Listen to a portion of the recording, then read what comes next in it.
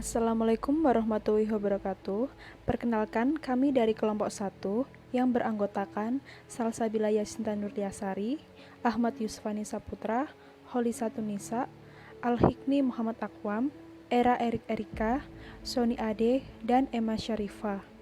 Kami mahasiswa Universitas Muhammadiyah Gresik semester 3 angkatan 2019, Prodi S1 Kesehatan Masyarakat. Di sini kami berkesempatan untuk menjelaskan mengenai contoh kasus AMDAL atau bisa disebut analisis mengenai dampak lingkungan.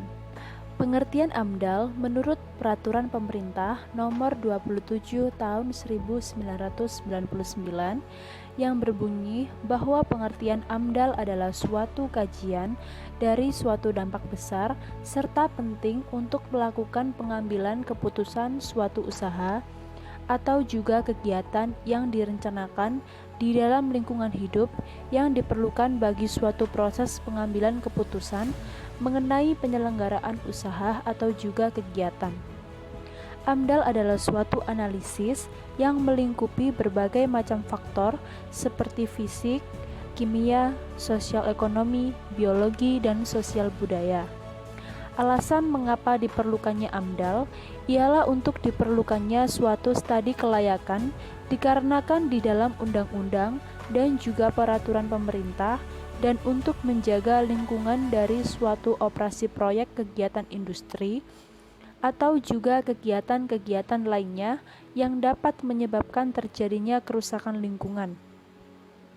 Komponen-komponen AMDAL adalah suatu penyajian informasi lingkungan, kerangka acuan, analisis dampak lingkungan, rencana pemantauan lingkungan, dan rencana pengelolaan lingkungan. Dilihat dari fungsi atau kegunaan AMDAL yang sangat menjaga rencana usaha atau juga kegiatan usaha sehingga tidak merusak lingkungan. Manfaat AMDAL ada 3 kriteria.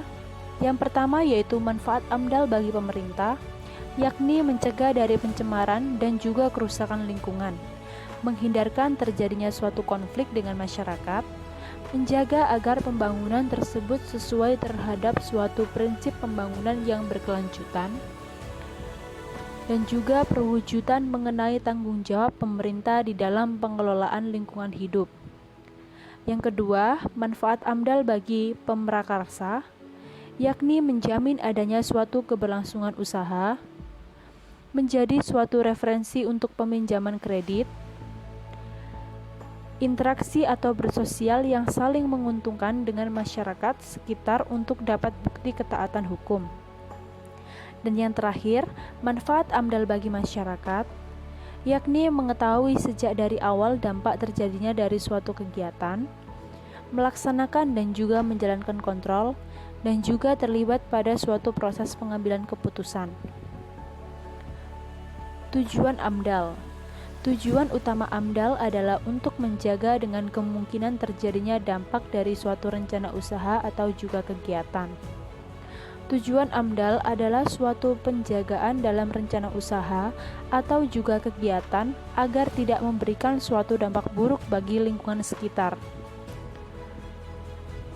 Tujuan AMDAL yakni sebagai bahan perencanaan pembangunan suatu wilayah, membantu suatu proses di dalam pengambilan keputusan terhadap suatu kelayakan lingkungan hidup dari rencana usaha atau juga kegiatan, memberikan suatu masukan di dalam penyusunan rancangan rinci teknis dari rencana usaha atau juga kegiatan, memberi masukan di dalam melakukan penyusunan rencana pengelolaan serta juga pemantauan lingkungan hidup, memberikan suatu informasi terhadap masyarakat dari dampak yang ditimbulkan dari adanya suatu rencana usaha atau juga kegiatan.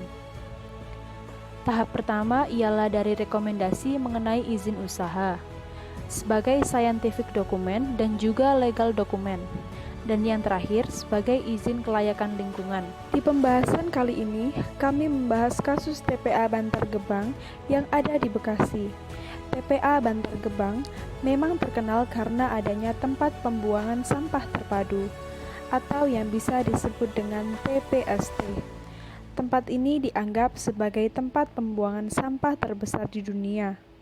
TPA Bantar Gebang ada sejak tahun 1985 yang sekarang telah berusia 34 tahun. Globalisasi ekonomi, politik dan sosial membawa hubungan antar negara semakin dekat dan erat serta membawa dampak yang positif maupun negatif bagi suatu negara. Salah satu akibat yang paling nyata dari globalisasi adalah berkembangnya perusahaan-perusahaan multinasional di dunia. Indonesia mempunyai jumlah penduduk yang sangat besar, tidak lepas dari sasaran investasi perusahaan-perusahaan tersebut. Tetapi, dengan masuknya perusahaan-perusahaan tersebut membawa akibat yang positif maupun negatif di Indonesia. Salah satu akibat yang negatif hasil produksi dari perusahaan tersebut adalah banyaknya hasil produksi yang diproduksi tanpa memikirkan kendala yang akan dihadapi di kemudian hari. Pada dasarnya, semua usaha dan pembangunan menimbulkan dampak di kemudian hari. Perencanaan awal suatu usaha atau kegiatan pembangunan sudah harus memuat perkiraan dampaknya yang penting di kemudian hari, guna dijadikan pertimbangan apakah rencana tersebut perlu dibuat penanggulangan di kemudian hari atau tidak. Pembangunan merupakan upaya sadar dan terencana dalam rangka mengelola dan memanfaatkan sumber daya alam guna mencapai tujuan pembangunan, yaitu meningkatkan kualitas kehidupan masyarakat dan bangsa Indonesia. Pembangunan tersebut dari masa ke masa harus berlanjut guna memenuhi kebutuhan penduduk yang semakin meningkat. Alam mempunyai hukumnya sendiri. Segala sesuatu akan kembali kepada siklus alam walaupun bahan sintetis hasil rekayasa manusia seperti plastik. Tetapi akan menimbulkan masalah yang sangat besar terhadap bahan tersebut di kemudian hari jika sudah tidak dimanfaatkan lagi. Pertambahan jumlah penduduk, perubahan pola hidup masyarakat, kecepatan teknologi dalam menyediakan barang secara melimpah ternyata telah menimbulkan masalah-masalah baru yang sangat serius, yaitu adanya barang yang sudah terpakai dan sudah tidak digunakan dan mengakibatkan timbulnya sampah. Data dan fakta bahwa di kawasan Bantar Gebang, Bekasi menyebutkan akibat dijadikan kawasan tersebut sebagai TPA, warga di sekitar menderita yang tiada berujung. Dampak seperti penyakit ISPA, gastritis, mialgia, anemia, infeksi kulit alergi, asma, reumatik, hipertensi, dan lain-lain merupakan hasil penelitian selama kawasan tersebut dijadikan TPA. Hasil perhitungan berdasarkan jumlah penduduk, jumlah limbah domestik dari rumah tangga adalah sebesar 2.019.263.800 ton per tahun atau 5.900 sampai 6.000 ton per hari.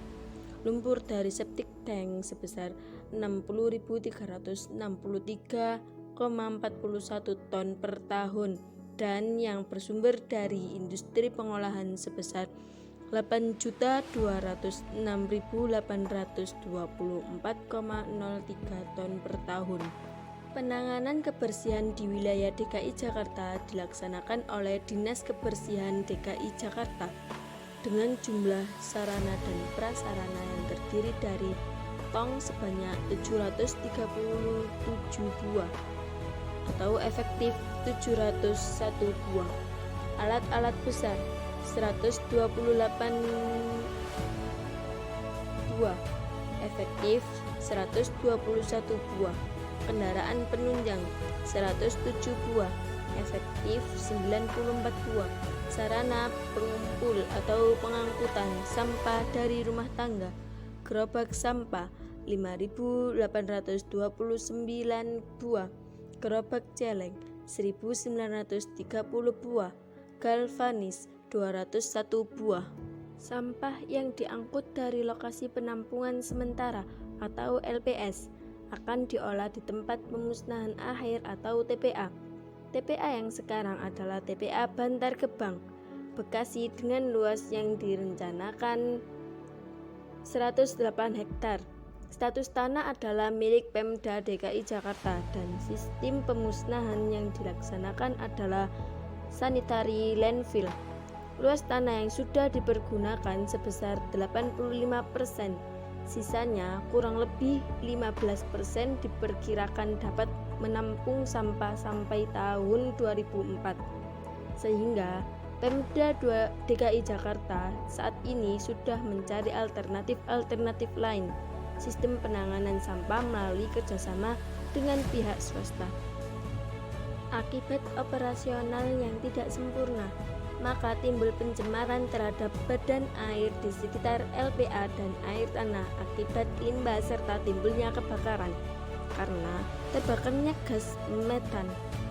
Untuk mengatasi hal ini, Dinas Kebersihan telah melakukan kegiatan-kegiatan antara lain: 1.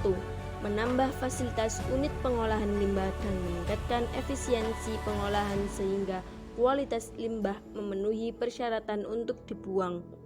2. Meningkatkan atau memperbaiki penanganan sampah sesuai dengan prosedur sanitary landfill. 3. Membantu masyarakat sekitar LPA dengan menyediakan air bersih, puskesmas, dan ambulans. 4. Mengatur para pemulung agar tidak mengganggu operasional LPA. Besarnya beban sampah tidak terlepas dari minimnya pengelolaan sampah dari sumber penghasil dan di tempat pembuangan sementara atau TPS sampah. Baru sekitar 75 meter yang didaur ulang atau dibuat kompos. Sementara itu, sisanya sekitar 60% dibuang begitu saja tanpa pengelolaan ke tempat pembuangan akhir atau TPA sampah. Dan 30% dibiarkan di TPS. Tak heran bila sampah akan menumpuk di TPA. Akibatnya, daya tampung TPA akan menjadi cepat terpenuhi.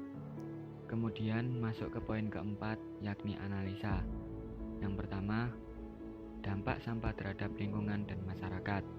Setiap orang mempunyai hak untuk mendapatkan lingkungan yang baik dan sehat. Sesuai dengan ketentuan tersebut, bahwa setiap orang berhak menolak dengan adanya hal-hal yang dapat merugikan kesehatan baginya. Dalam hal ini, tidak ada teknologi yang dapat mengolah sampah tanpa meninggalkan sisa. Oleh sebab itu, pengelolaan sampah selalu membutuhkan lahan sebagai tempat pembuangan akhir. Dengan adanya tempat pembuangan sampah di suatu daerah, biasanya akan mempengaruhi kesehatan dan lingkungan bagi warga sekitarnya. Seperti contoh yang terjadi di TPA Bantar Gebang. Dengan adanya TPA, maka warga sekitar TPA menuai derita yang tiada berujung. Dampak seperti penyakit ispa, gastritis, mialgia, anemia, infeksi kulit alergi, asma, reumatik, hipertensi, dan lain-lain merupakan hasil penelitian di Bantar Gebang selama kawasan tersebut dijadikan TPA. Dengan adanya TPA tersebut juga dapat merusak lingkungan dan ekologi di sekitarnya. Beberapa kerusakan lingkungan yang hingga kini tidak bisa ditanggulangi akibat sebuah kawasan ekologi dijadikan TPA antara lain pencemaran tanah, di mana kegiatan penimbunan sampah akan berdampak terhadap kualitas tanah baik fisik dan kimia yang berada di lokasi TPST dan sekitarnya. Tanah yang semula bersih dari sampah akan menjadi tanah yang bercampur dengan limbah atau sampah, baik organik maupun anorganik, baik sampah rumah tangga maupun limbah industri dan rumah sakit. Tidak ada solusi yang konkret dalam pengelolaannya. maka potensi pencemaran tanah secara fisik akan berlangsung dalam kurun waktu yang sangat lama. Sistem pengelolaan sampah dan kebijakan pemerintah. Alam secara fisik dapat dimanfaatkan untuk kepentingan manusia dalam mengupayakan kehidupan yang lebih baik dan sehat, menjadi tidak baik dan tidak sehat, dan dapat pula sebaliknya apabila pemanfaatannya tidak sesuai dengan kemampuan serta melihat situasinya. Begitu pula dengan sampah, dapat membuat hidup jadi tidak sehat. Karena itu, sampah harus dapat diolah dengan baik agar tidak menimbulkan berbagai penyakit. Faktor internal yang tidak kalah pentingnya adalah masalah minimnya kualitas sumber daya manusia yang berakibat fatal pada buruknya teknologi pengelolaan sampah yang saat ini terbukti sudah tidak lagi menampung kuantitas sampah yang semakin besar. Penyebab utamanya adalah selama ini pengelolaan sampah cenderung menggunakan pendekatan end of pipe solution, bukan mengacu pada pendekatan sumber. Yang kedua, faktor penyebab secara eksternal. Faktor penyebab eksternal yang paling klasik terdengar adalah minimnya lahan TPA yang hingga saat ini memang menjadi kendala umum bagi kota-kota besar. Akibatnya, sampah dari kota-kota besar ini sering dialokasikan ke daerah-daerah satelitnya seperti TPA Jakarta yang berada di daerah Bekasi, Depok, dan Tangerang, serta TPA Bandung yang berada di Cimahi atau di Kabupaten Bandung.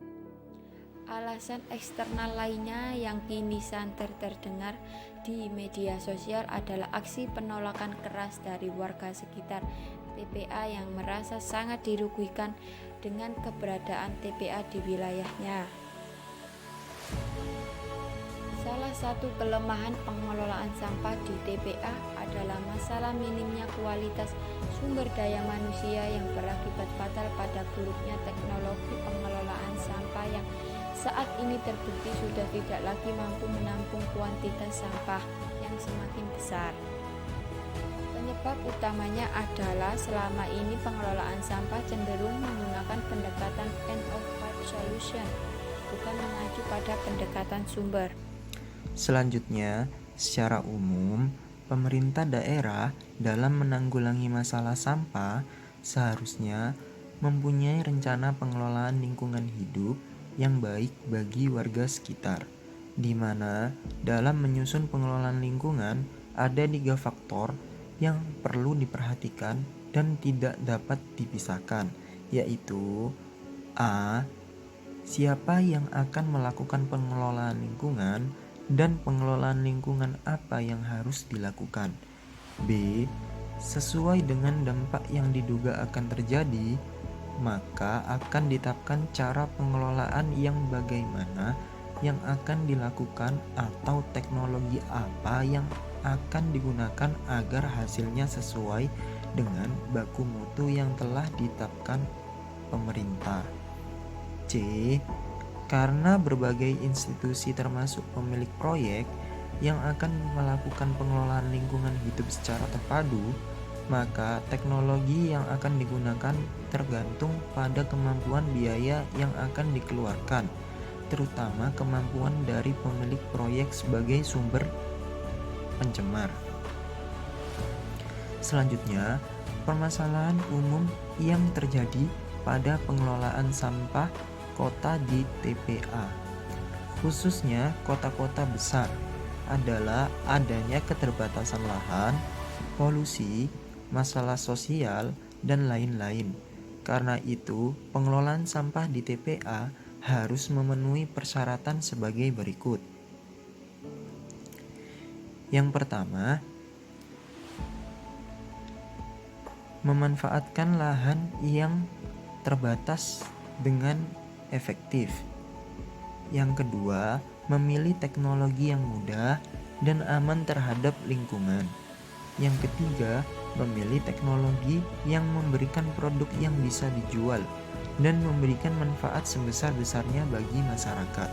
Yang keempat, produk harus dapat terjual habis. Karena itu, untuk memenuhi kriteria tersebut di atas, teknologi yang layak dalam pengelolaan sampah di TPA Bantar Gebang dan untuk diterapkan adalah kombinasi dari berbagai teknologi serta penunjang lainnya, yaitu ada yang pertama, ada teknologi landfill untuk produksi kompos dan gas metan. Yang kedua, teknologi anaerobik composting dan untuk produksi gas metan dan kompos. Yang ketiga, insinerator untuk membakar bahan anorganik yang tidak bermanfaat serta pengeringan kompos. Yang keempat, unit produksi tenaga listrik dari gas metan. Dan yang terakhir, unit drainase dan pengelolaan air limbah dalam menangani masalah sampah di Kota Jakarta. Pemerintah dalam hal ini membuat kebijakan-kebijakan di mana masalah sampah tersebut juga merupakan masalah lingkungan hidup. Permasalahan lingkungan hidup merupakan masalah pemerintah dan juga masyarakat. Namun perlu disadari untuk semua hal yang berkaitan dengan jenis pencemaran atau sampah atau perusakan lingkungan telah dijadikan permasalahan, di mana faktor penyebabnya yakni kurangnya kesadaran masyarakat, kurangnya masyarakat dalam melakukan tindakan, kurangnya pengetahuan masyarakat untuk menangani masalah lingkungan, keterbatasan sarana dan prasarana dari pemerintah. Dengan mencermati permasalahan yang terjadi, maka pemerintah mencoba berbagai terobosan yang efektif dan efisien. Sejauh ini, berbagai solusi terus-menerus diupayakan, meskipun dalam perkembangannya berbagai kendala kerap kali dijumpai. Solusi-solusi yang sejauh ini telah diupayakan melalui sejumlah program kerja, antara lain adalah pelaksanaan regionalisasi pengelolaan sampah melalui program GBWMJ atau yang bisa disebut Great Bandung Waste Management. Terdapat 4 poin dalam nota kesepahaman itu, yaitu pengelolaan sampah bersama secara terpadu di kawasan Bandung Metropolitan, membentuk wadah yang mandiri dalam pengelolaan sampah terpadu, percepatan pembentukan wadah mandiri dengan membentuk tim perumus yang terdiri dari 5 wilayah tersebut. Dan juga, nota kesepahaman ini berlaku hingga terbentuknya wadah yang mandiri tersebut.